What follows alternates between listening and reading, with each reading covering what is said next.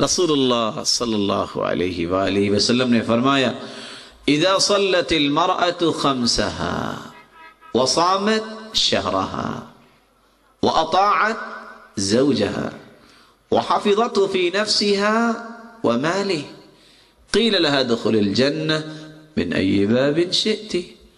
جس عورت کے اندر 5 صلاحیتیں آ جائیں، 5 نمازوں کی پابند ہے، رمضان کے روزے رکھنے والی ہے، اور اپنے خامد کی اطاعت کرنے والی ہے، اور اپنی عفت اور عصمت کی حفاظت کرنے والی ہے، اور خامد کے مال اور اس کی اولاد کا خیال رکھنے والی ہے، قیامت کا دن ہوگا، اللہ فرمائیں گے یہ جنت کے 8 دروازے کھلے ہوئے ہیں، جس دروازے سے چاہتی ہو جنت میں چلی جاؤ.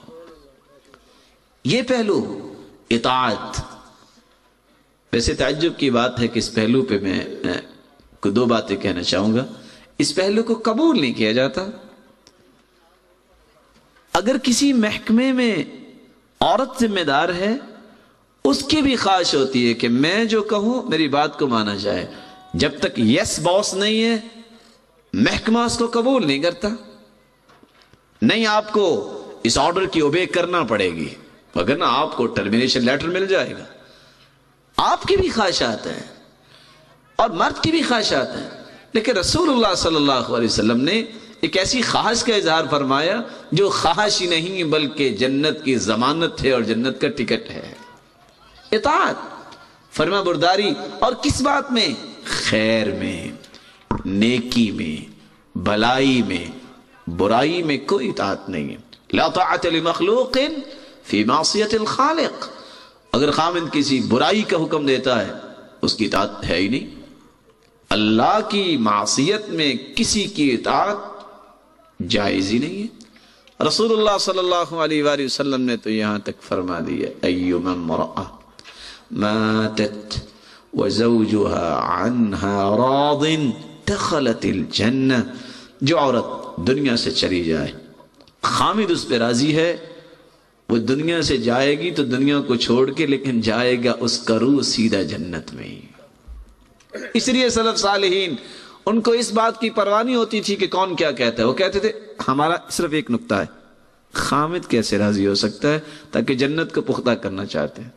یہی وجہ ہے صحابی رسول صلی اللہ علیہ وسلم عمران ابن حسین رضی اللہ تعالی عنہ، ان کا رنگ کالا تھا اور ان کی بیوی بہت نیک تھی.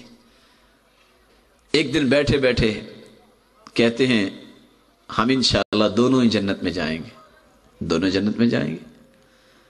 آپ کے صبر کی وجہ سے آپ کو اللہ نے جنت دے دینی ہے کہ میرا رنگ کالا ہے لیکن آپ نے صبر کیا، اور میرے شکر کی وجہ سے مجھے اللہ نے جنت دے دینی ہے کہ میں نے آپ جیسی نیک عورت پہ شکر کر لیا. اور نیک بیوی کی علامت یہ ہے، رسول اللہ صلی اللہ علیہ وآلہ وسلم کے پاس عورت آتی ہے، آپ نے پوچھا ازات زوج انتی، شادی شدہ ہو؟ قالت نعم، شادی شدہ ہو. کیف انتی لہو، کیسی ہو اپنے خامند کے متعلق؟ قالت ما آلوہ الا ما عجزت عنہ. سرتاج رسول آپ نے سمجھایا ہوا ہے جب تک جسم عاجز نہیں آ جاتا اس کی اطاعت میں میں نے کبھی کمی کی ہی نہیں ہے. فرمایا سنو انظری این انت منہ فانما هو جنتکی ونارکی. غور کر لے، وہ تیرے لیے جنت بھی ہے جہنم بھی ہے. بات ختم ہوگی. اطاعت کا یہ پہلو اللہ تعالیٰ کو اتنا پسند ہے. اور باتیں تو ساری 5 ہی ہیں نا، نماز پڑھ لے، روزے رکھ لے، نیکی کی بات پہ لبیک کہہ دے، بچوں کی تربیت اچھی کرے، اور خامد کے مال کی حفاظت کرے. کچھ چھٹا آپشن تو ہے ہی نہیں حدیث میں. اس پہلوؤں کو اختیار کرنے والی کے لیے بھی اللہ کی طرف سے نوید یہ ہے، جنت کی 8 دروازے کھلے ہوں گے، جس سے چاہے جنت میں چلی جائے. سبحان اللہ